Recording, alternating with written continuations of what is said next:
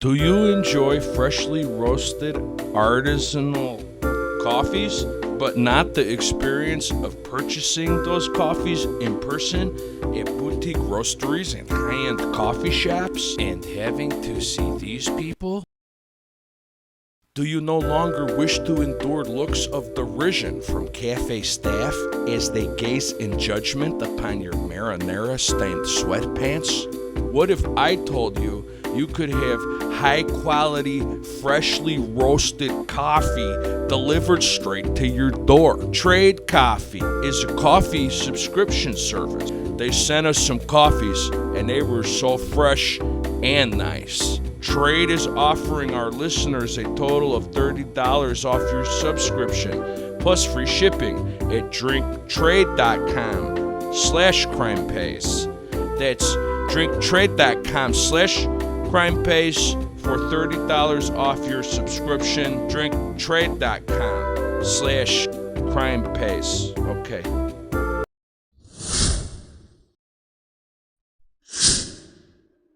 Oh, listen to that car alarm. That's pretty fucking annoying, isn't it? Anyway, welcome to another episode of Crime Pays, but Botany doesn't.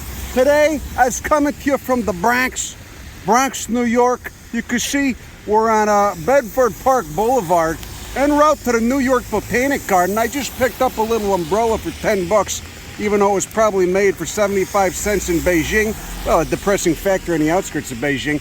Picked up a little umbrella at the bodega so I could stand here in the rain and show you this beautiful, a couple billion year old outcrop of nice. Okay, now that's not nice, the adjective nice, the way that Italian Americans from Chicago end a sentence nice. Not like that, it's nice, G-N-E-I-S-S. Okay, so what we're looking at is intrusive igneous rock that was metamorphosed, cooked a little bit.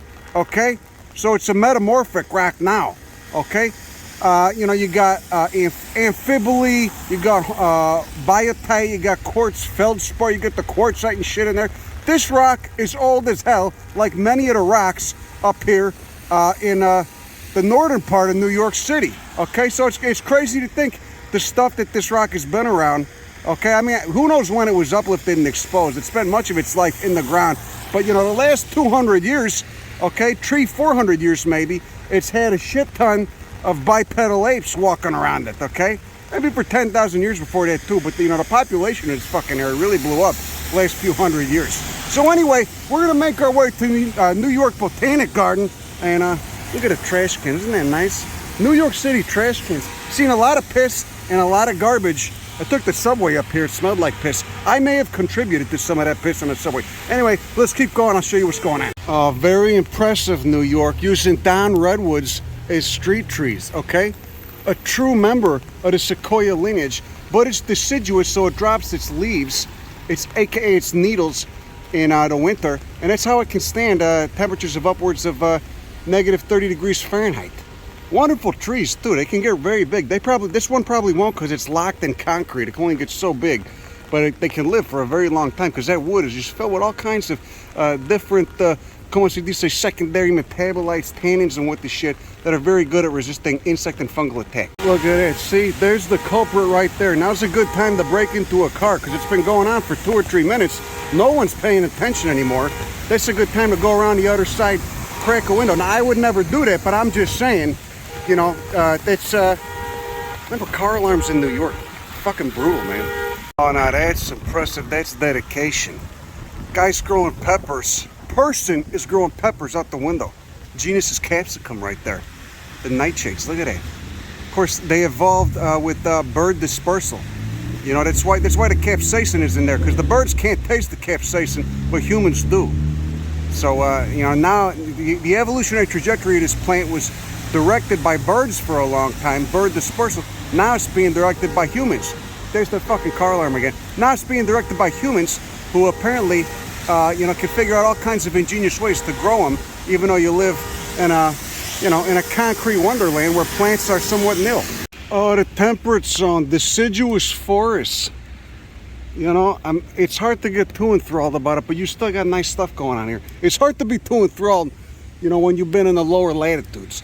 but you still got some nice stuff going on. I hope they got a nice bathroom in there. I bet they do. You know, some of these fancy gardens really tend to have really nice bathrooms. Look at that. Tulip trees, Liriodendron, basil angiosperms, okay? The magnoliads. You like that? You like magnoliads? They got those distinctive, somewhat truncate leaves. Can you see that there? Is the camera going to behave? And you can't really see that. They let me into the building here, into the ivory towers. Okay, got a nice sandwich. Got a nice overpriced sandwich at the little lunchroom. And here we are at the herbarium. So let's introduce you. What do you do here? What's going on? Where are we? And what's your name? My name is Nicole Tarnowski. I'm the Assistant Director of the Steer Herbarium at the New York Botanical Garden.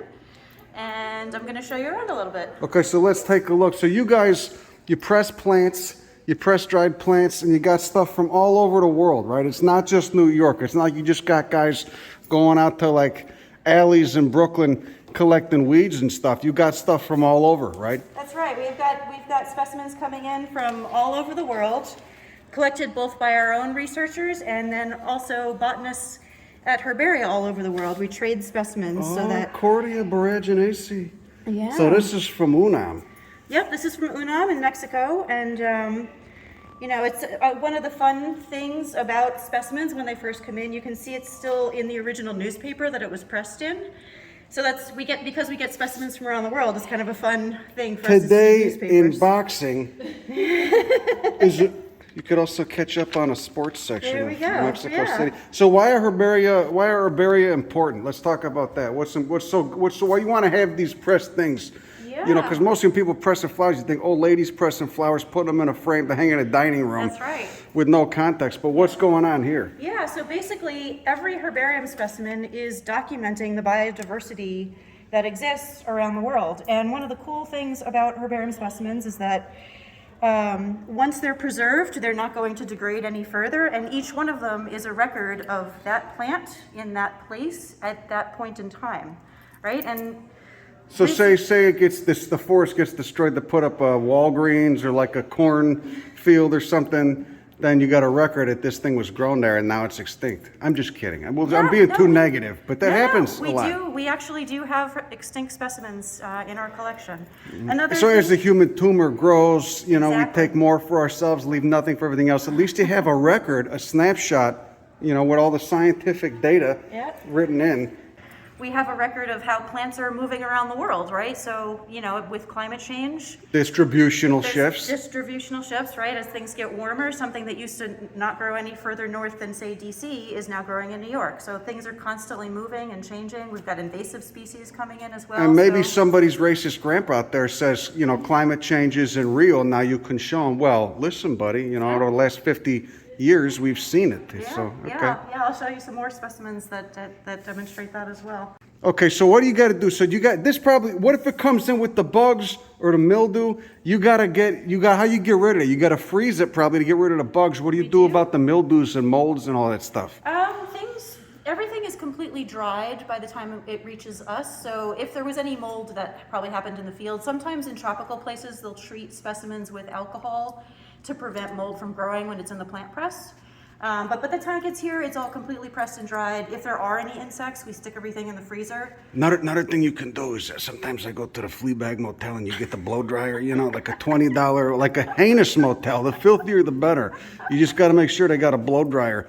And you put something on top of it, like the cardboard to weigh it down, but make sure that the gap between the paper's open and stuff, and you just blow the blow dryer in there and dry it. That works too for the molds and whatnot. Yeah, that's great. Specimen, it also comes with a label, and the information on this label is as important as the plant itself. It's going to tell you, I think I said this already, it's going to tell you exactly where it was collected. Right, this is all the good stuff, the good dope. This is where you get the GPS, the coordinadas, That's right. as you can see, the state, Oaxaca. I was just down there. All that good info. So without that, this is kind of nothing then.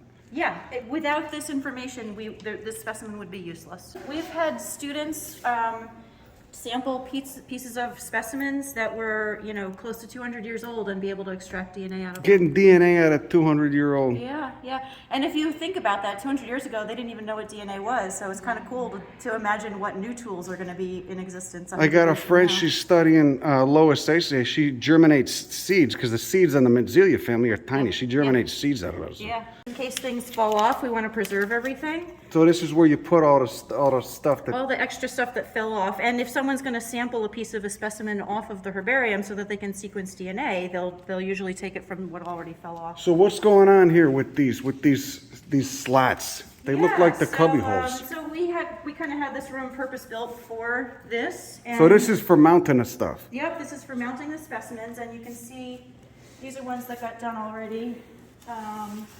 You'll notice, so what we do is we just glue them onto the paper. All right, so we'll kind of do a layout. The label always goes in that same spot. We put a packet on every specimen to preserve everything.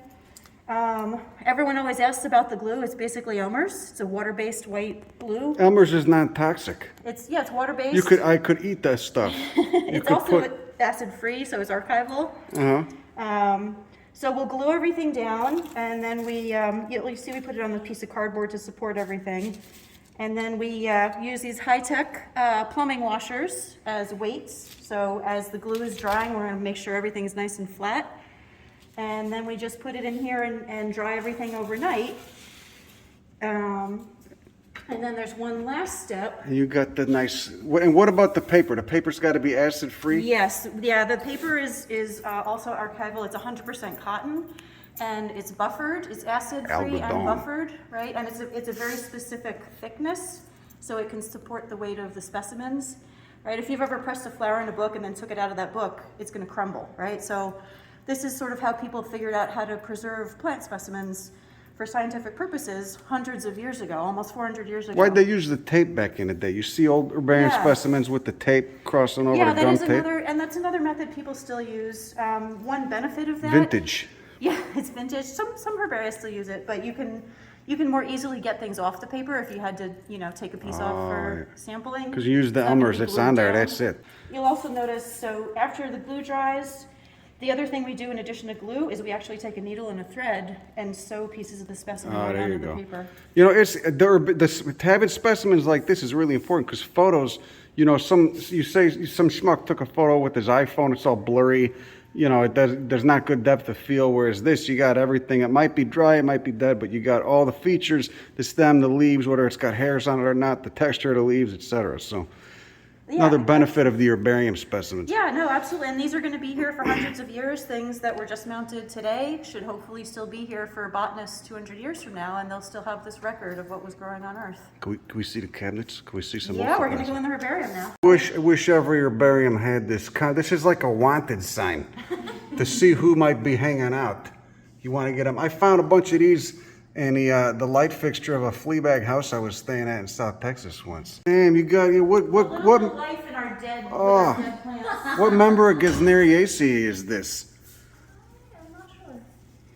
Is it from the Neotropics or from the quote-unquote old world? This is all paste. This is the paste. This is the glue. So in like a time of famine, you could come in here and you could put that on like a bagel or something. And so this is where you put the specimens to make sure all the insects are dead, right? Yep. Oh, that's nice. It's like those meat freezers the rednecks get when they kill like $3 they got to stuff the bodies in there, but it's filled with pressed plants. Oh wait, let me get this open again. Oh shit! I think it takes a minute to. It just locked. It locked me out. Wait, how long you got to keep them in there for? Just like a day?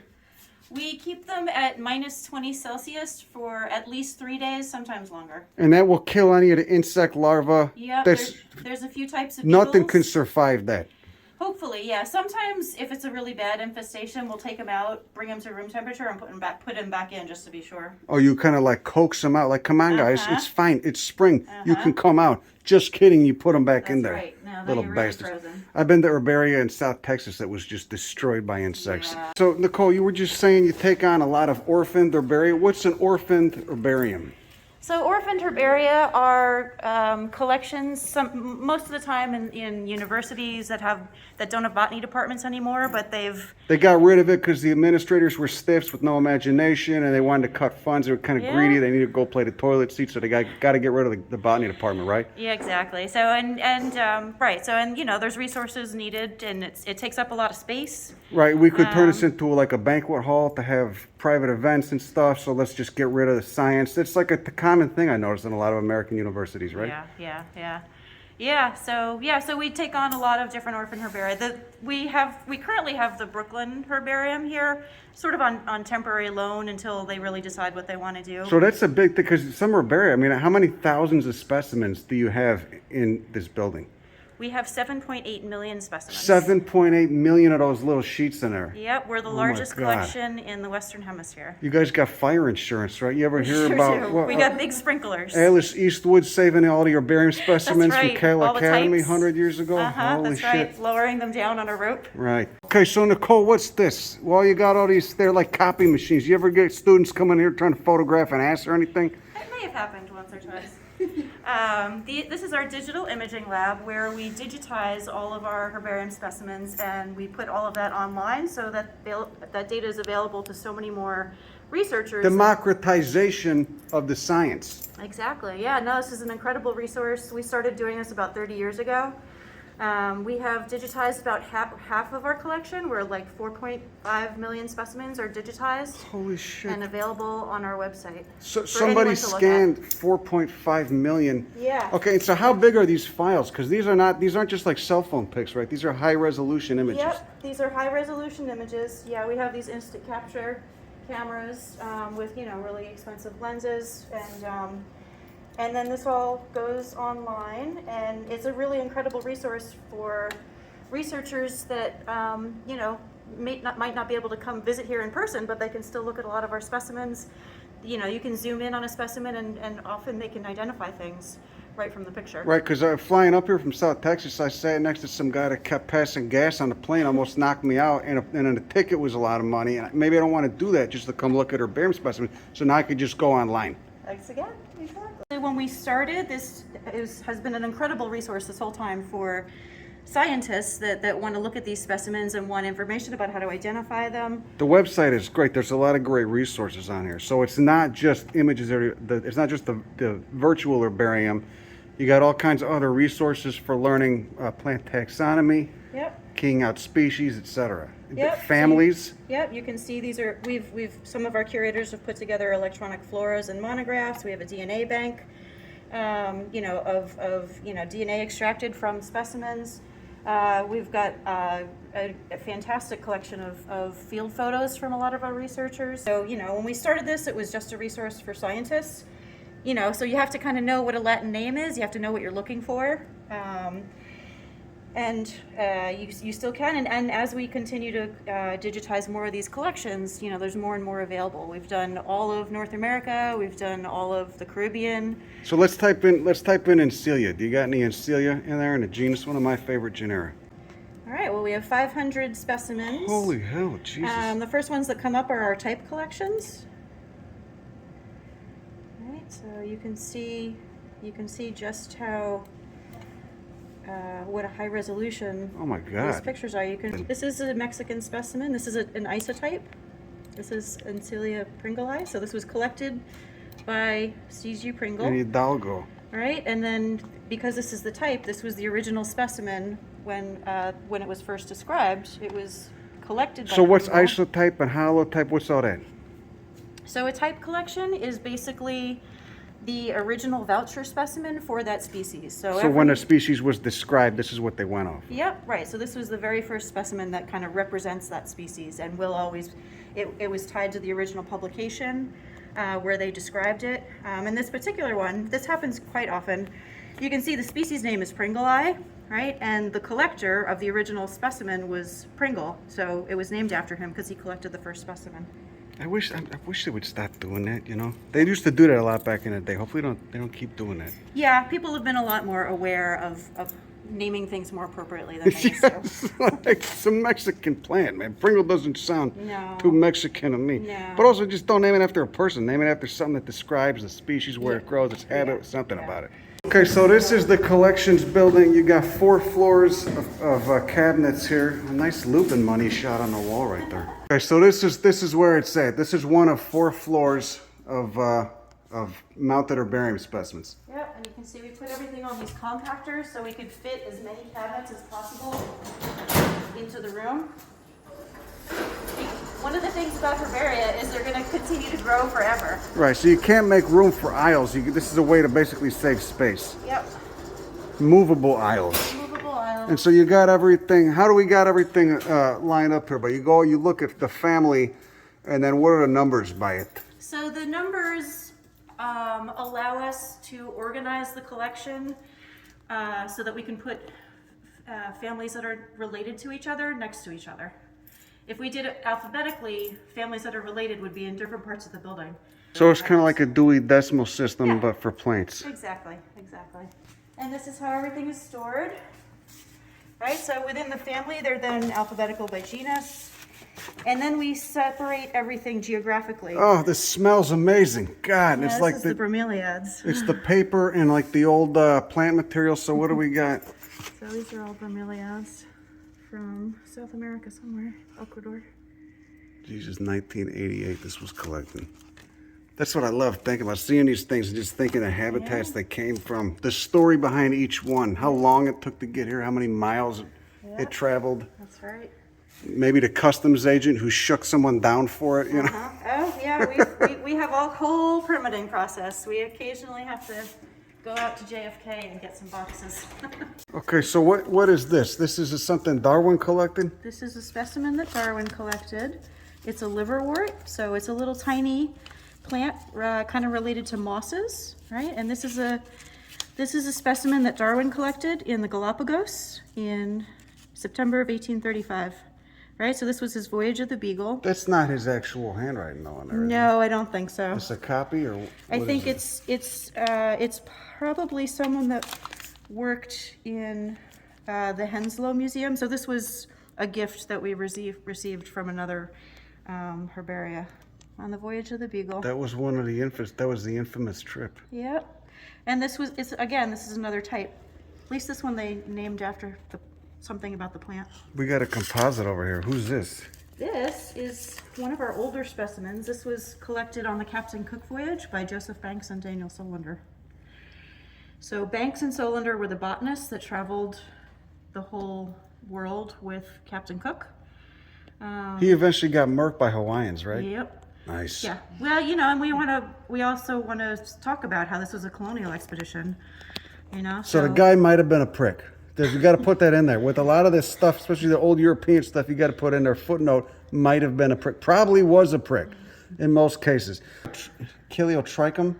I am not. I think it's probably what we have it filed under. Yes. Okay. So that's current nomenclature. I mean, a lot of things. Not necessarily. There's a lot of things. Nomenclature is constantly changing. Right. So we can't. They didn't have PCR back then. They didn't have the DNA. They weren't trying to, Nope. do text. They still thought the GAD made everything. Yeah. Yeah. Shit, I get people commenting on the YouTube channel. These halfwits still thinking it got. No offense to them. You can believe whatever you want, but just keep it off the channel, please.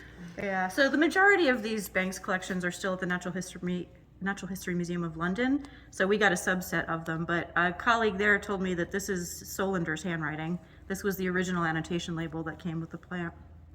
Well, he was calling it Amelis candidus? Yeah, so this is the more recent name. Oh. Look at the abaxial surface of the leaves. Look how white. Yeah, well, what I love showing this specimen because it's almost 300 years old and it's still in great condition. Is it wax or hair? It looks like hair. Look at it. God damn. Oh, the underside? Yeah. These are specimens collected by the founders of the Botanical Garden, Nathaniel Lord Britton and his wife Elizabeth. The cactus guy. He's the cactus guy. You can see him there standing in his three-piece suit in the sun in the Bahamas. That guy, man, just let it go, man. Don't be such a stiff. Just put on some short shorts and just run around with a little fanny pack and some short shorts. So, and Elizabeth Britton was an excellent botanist in her own right. She was a bryologist. She studied mosses, was her specialty.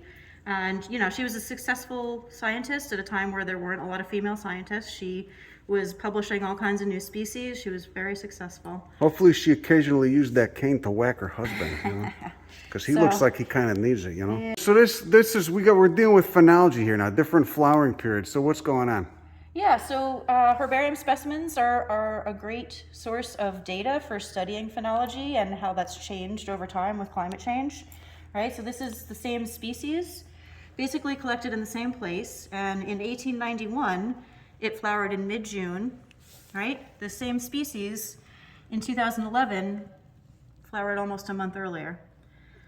So that, you know, you get this physical evidence of how climate change is affecting plants. But maybe somebody's uncle out there who's got 3 necks and watches too much Fox News, maybe he says, the climate's always changing, and this kind of proves him wrong. It does, and robust phenology studies include a lot of data. They might analyze 1,000 specimens of the same thing and use a lot of statistics, but they really are showing that there is a difference of the flowering So types. are you telling me the scientists and have been funded by big money and George Soros to come in here and change this? This is what's going on. This is like part of a massive conspiracy to basically get AOC can tax somebody's grandpa, right? Is that what's basically going on? I think that these plants are reacting to climate change. Okay, so now moving on down, what's this? This is not native to the North American continent. It is not. It's purple loosestrife. It's originally a European species. Purple loosestrife, pomegranate family, Lythraceae. And it is an invasive here in North America. This specimen is considered the first collection documenting that this was growing in the wild in North America. This was collected in New Bedford, Massachusetts in 1831. So some schmuck brought it over here. You think it's part of like a garden planting? Is that what happened? Well, actually, it's interesting. This was thought to have come over in the Bilgewater. New Bedford was a shipping town. Oh. And so a lot of seeds just got mixed up in the Bilgewater. Somebody's dumping weeds in the harbor. And then this, this is the American chestnut, and we're near ground zero for where the blight that's knocked all these out and made them functionally extinct, and just a bunch of re-sprouters, which hopefully will change soon with the genetic modification. We're near where the ground zero was, where it was first discovered, right? It was first discovered right across the street at the zoo. So this is American chestnut from 1891 before the blight hit, and then this is Cryphonectria parasitica, which at the time was going under a different genus name. This is the fungus. Right, and so this you is could the put type. mushrooms in herbarium too. Yep, we do have a large Look at fungi those collection. little- oh right, my so that you can see all God. this. You little fucker. It's not your fault. You just evolved in a different ecosystem, that's all. Yeah, it was You know? originally an Asian You fungus. gotta that cool it came off with over that here. oxalic acid though, but don't worry, we're gonna get you under control. Those little cankers are the fruiting bodies, Yeah. the bodies, huh? Yeah. And again, in terms of naming, I mean, this was described by one of our mycologists from cultures made on the infected trees. So he named it Parasitica, which So this species this was new to science at the time. it was new to science. It was an Asian fungus, but it hadn't been described by Western science at the time. Oh, so these are all the types, huh? Yeah, this is the type collection. Seychelles, Pinaceae, back when it was its own family. Yeah. Oh my God! So most of these are going to be at least 120 years old, probably, unless it's like a newer. Yeah. And so the types we all file all under the Basinum, the original name. Like most museums in New York, have always been supported by wealthier individuals. The original board of the Botanical Garden included J.P. Morgan, Andrew Carnegie. So you had all these criminals supporting this, which is, I mean, not my kind of criminal, but they were still, at least they were giving a little bit back. They were, yeah. And Andrew Carnegie actually was quite supportive of the Cactaceae work that Britain did. Britain actually named a genus of cactus after him. Oh, that's where that comes from, the saguaro. Yep, oh, the saguaro. Carnegie. That's named after Andrew Carnegie because he supported that entire project. It kind of makes me feel uncomfortable, but I still like that plant. Okay, well, anyway, but that's good. But you see, is there still a lot of money coming in from wealthy benefactors today, or? Yeah, we're the Botanical Garden is a nonprofit, and so we get some government funding, we get private funding. The that's admission nice. Okay, admission cool. onto the ground is free to all Bronx residents, and every Wednesday is free for everyone. Oh, that's okay. Excellent. Oh, vanilla bicolor. I seen this in the DR, in the Dominican Republic. This one was collected in Cuba. Is this this isn't a type, right? No. It's just old as hell. Yeah. Jesus, 1909. Look at that. The mildew got added a little bit, but that's understandable. Yeah. Being from Cuba, it's humid as hell there. So. Yeah. Cole, what are these? These are all extinct plants. So these are not just extinct in a while; they're gone. There's no more of these. Nope. They only exist as herbarium specimens. Okay, in Hawaii, kind of one of the capitals of extinction. Well, there's many capitals of extinction that we've created in the last 100 years or so. But this is Argyroxiphium borescens, one of the silver swords, incredible plants.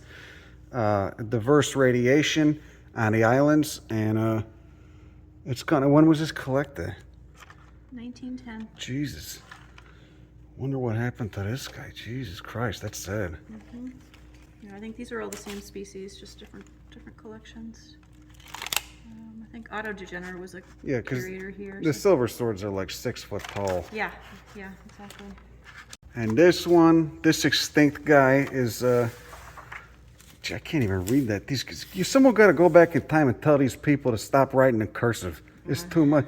Cirsium praetorians, which actually I did just look that one up on CalFlora. It is extinct. It grew in the Bay Area. I wonder what happened to that one. So without these, there'd be no official record, just word of mouth. Without herbarium specimens, there'd be nothing to go on. And now we actually have material, so we can compare extinct species using DNA with still living extant members of the genus today. This is an interesting one. Again, collected in Hawaii by Otto DeGener. It was collected in 1927. Oh, it's one of those lobelioids. Yeah, and Cyania. he put a note on it that said extremely rare. He knew it was rare when he collected it. He in knew it was on its 1920. way out. Yeah. Wonder what happened with a lot of those plants. They just, They so many lost their invasive. habitats, and there was nowhere for them to go because it's an island. And plus, you got all these invasive plants coming in, being brought by people. Mosquitoes used to not be native on Hawaii. Doesn't right. that blow your mind? Yeah. Can you imagine that? Terrible. We fucked that one up, didn't we? Jesus Terrible. Christ. Yeah, collected in 1887. Okay, so mint family Lamiaceae from Monardella. Pringlei. Yeah, again, another thing collected by Pringle. Is that the same guy that made the potato chips? Oh, these plants smell so good. And you said when you open a cabinet with Lamiaceae in it, smells smell nice. great, yeah. But you said the penstemons stink. Penstemons, the onion family stinks. Yeah. Well, onions we know, but the Yeah. penstemons you The never penstemons know. are some of the most beautiful flowers, and when you turn them into herbarium specimens, they smell like a dirty locker. So they got a secondary metabolite in there that's breaking down, right. That's that's right. getting oxidized or whatever, and they stink like hell. Yeah, it smells like dirty socks. Another extinct one, Prodosia mutisii. From where was this from? Was this say Colombia? Colombia, yeah. Sapitaceae. Antigua. Oh, look at their font though on it. That's nice. Yeah, some of the old labels are nice. Jeez, wonder what happened to that. Mostly, what do you think? Mostly habitat loss, invasive species. Just can't compete with invasives sometimes. Yeah, Destruction of fire regimes. yeah. What is this?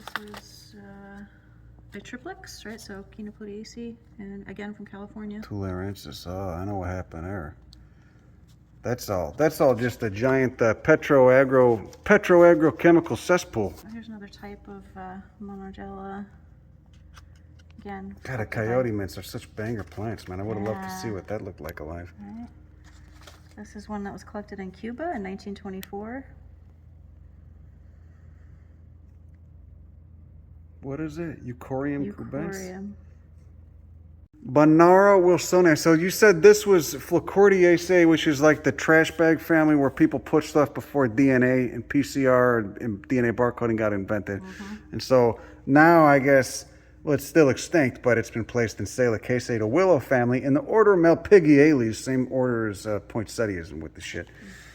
Look at that though. God, but it was from Cuba, so it was like a neotropical willow. What the fuck? Seen some really weird tropical willows on a New Caledonia, like Homalium. Oh wow, neat. That's so beautiful. Look at that, Cyania, the fucking lobeliads, man, they're nuts. Yeah. The Hawaiian lobeliads, if you don't know, you gotta know. They're If you're out there watching us, you don't know, you gotta look them up. Look at that, look at those flowers. What color do you think those were? Purple or Yeah, fucking purple blue? or red, yeah. Jesus Christ. Look at that leaf. Ah, how do lobelias do it, man? Just, couple million years, you get some wacky products evolution. So a quinopode, a member of the quinoa family from the Hawaiian Islands. And this guy's gone too, right? Knocked out? Mm-hmm. Acaranthes edolensis. Mm-hmm. When was this collected? 1923? Mm-hmm. Wow. Look at how fucking hairy. Look at it. That's amazing. Yeah, they're really fuzzy. Oh my God, the leaves alone. This thing must have been so beautiful. Yeah. So this one's gone too. Where's this thing from? Hawaii. God, that's an Acalypha. Look at that. Man, the ones we get in South Texas have leaves that are like half the length of my pinky. This is a monster. Look at that. Oh, that's like, they got a little money shot in there too.